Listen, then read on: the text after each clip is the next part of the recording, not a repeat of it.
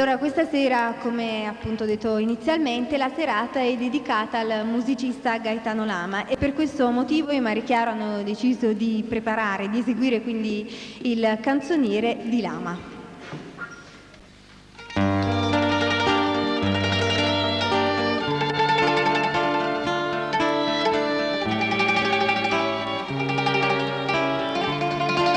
Gaetano Lama nasce il 26 febbraio del 1886 a Napoli. Tantissime sono state le canzoni da lui musicate, sia in napoletano che in lingua. Tantissime infatti le collaborazioni con Libero Bovio, con Francesco Fiore, le quali più tardi infatti ascolteremo Reginella e Tutta per me.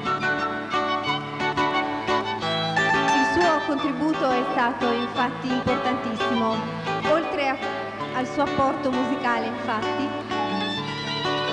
nel periodo in cui si diffondevano i pianini ambulanti, è stato un persecutore di coloro i quali diffondevano le copielle in modo clandestino.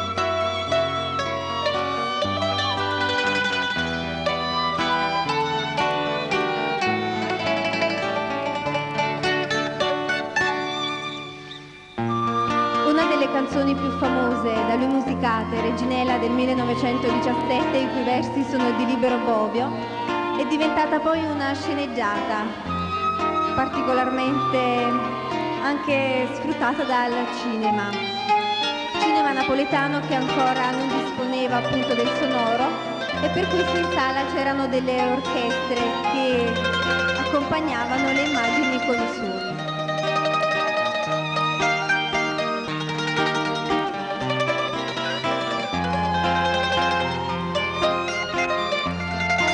Dopo la sua brillante produzione come musicista, Gaetano Lama ci lasciò nel 1950.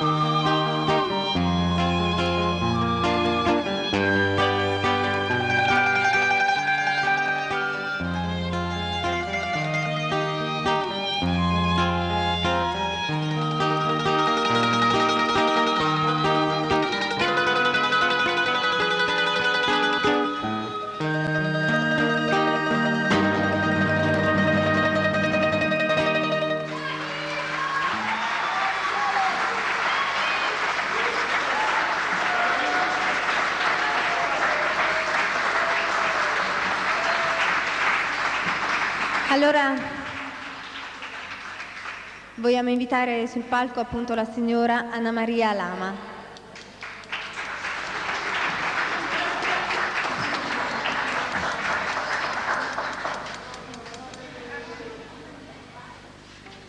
Io ringrazio il maestro Attanasio, tutti quanti voi che siete intervenuti. La cosa che vi posso dire è che sono contenta ogni volta che sento queste canzoni che continuano la tradizione della vecchia e bella canzone napoletana e ci riportano a tempi che speriamo continuino ancora. Buonasera.